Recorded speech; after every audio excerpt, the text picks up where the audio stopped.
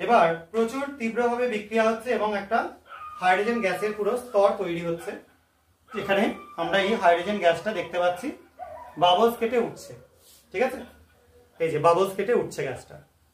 আশা করা যায় বুঝতে পারছো সবাই। এই যে গ্যাসের বাবলসটা তৈরি হচ্ছে এটা কিন্তু হাইড্রোজেন গ্যাসের। অর্থাৎ জিঙ্ক যখন লঘু কোনো অ্যাসিডের সাথে বিক্রিয়া করে, মেইনলি এখানে আমরা HCl নিয়েছি, তার সাথে বিক্রিয়া করে হাইড্রোজেন গ্যাস তৈরি করছে। তার সাথে কিছুটা পরিমাণ HCl এর ভেপার তৈরি করছে, যার জন্য আমরা একটা ধোঁয়া টাইপের জিনিস দেখতে পাচ্ছি। এটা কিন্তু HCl এর ভেপারও এর সঙ্গে তৈরি হচ্ছে। তো এটা হলো জিঙ্কের একটা টেস্ট। এবার আমি অপর্ণাকে রেখে নিচ্ছি। অপর্ণা একবার আচ্ছা অনুষ্কা এর মধ্যে কিছুটা মেটেরিয়াল ঢেলে দে। নাইট্রিক অ্যাসিড এখানে আছে কনসেন্ট্রেট, খুব সাবধানে ঢালবি, গায়ে ঠেকিয়ে ঢালবি, মুখে ঠেকিয়ে, আঙুলে যেন না পড়ে।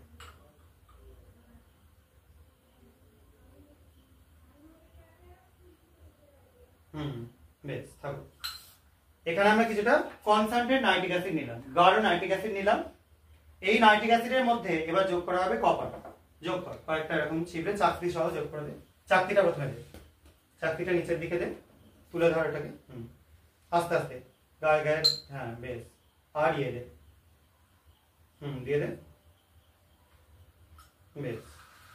দেখো দারুণ সুন্দর ব্রাউন কালার একটা ভেপার তৈরি হচ্ছে।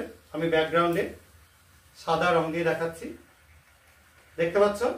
ইনস্ট্যান্ট টকবক করে ফুটছে এবং ব্রাউন কালার একটা ভেপার উঠছে। ঠিক আছে, এই ব্রাউন কালারের যে ভেপারটা উঠছে